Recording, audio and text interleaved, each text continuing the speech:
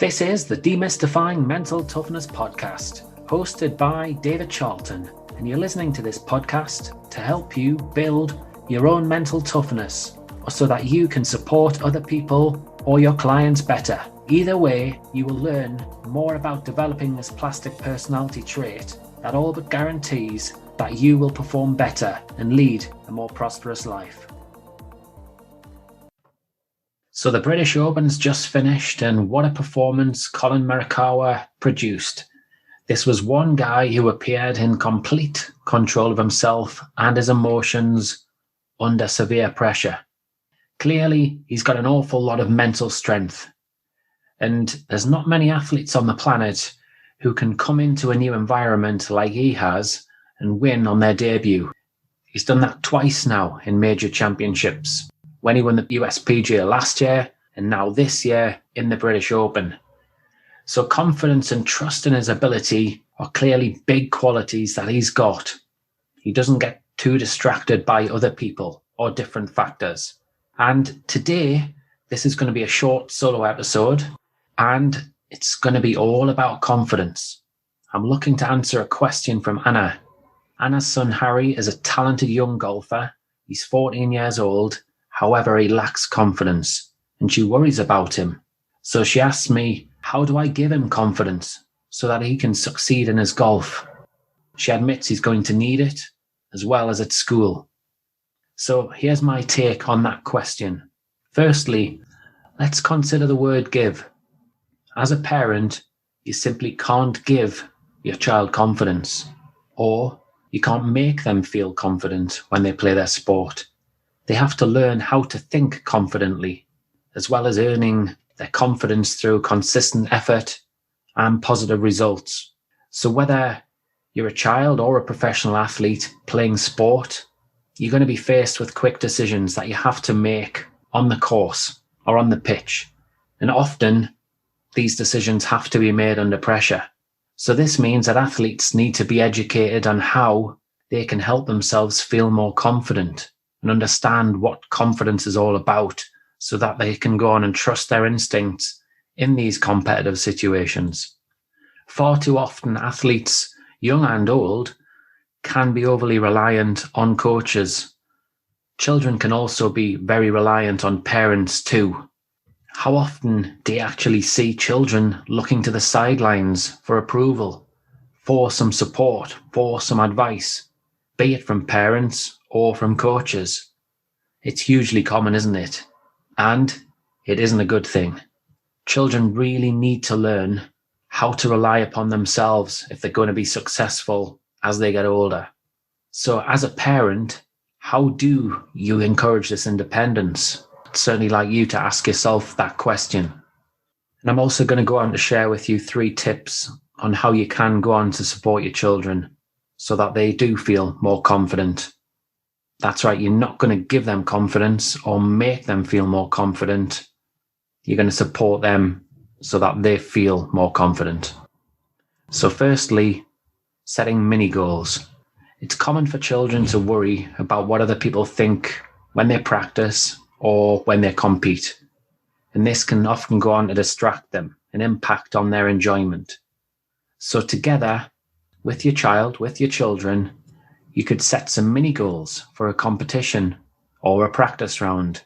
The mini goals could be around trusting themselves. That can often be a helpful tactic.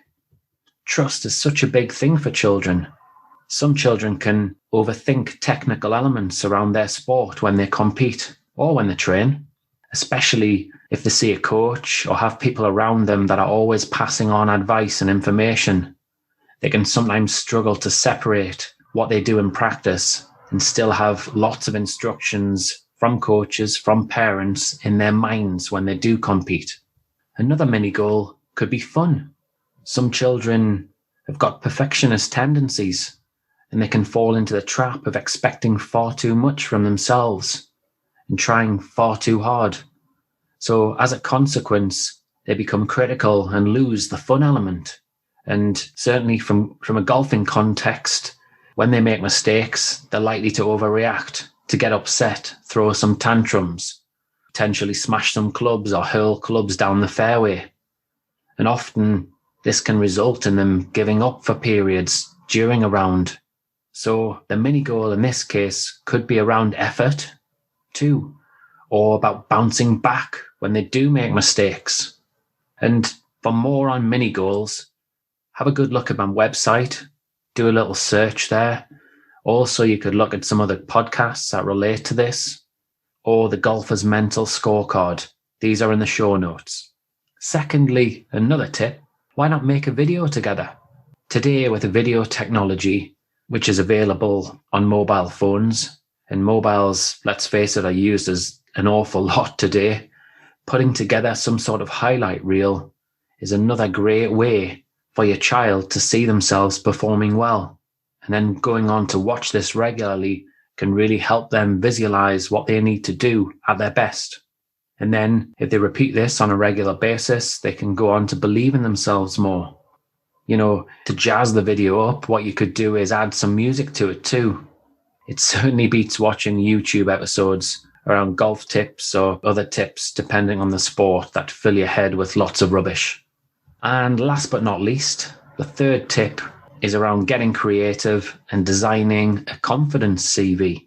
So helping children put together a confidence CV is a really useful strategy. This can be very much focused on their strengths on the golf course, tactically, technically, physically, and also around the mental side of the game, adding in their best achievements, some of their highlights there on the golf course, some great shots that they've played, some magic moments that make them feel proud, that they can really tap into those positive feelings and emotions. And by doing this again and again and adding to it on a regular basis, taking things away from just their particular sport as well, from education and other sports, it can be really, really helpful. And you can make it very, very visual using A2 card or A1 card if you wish.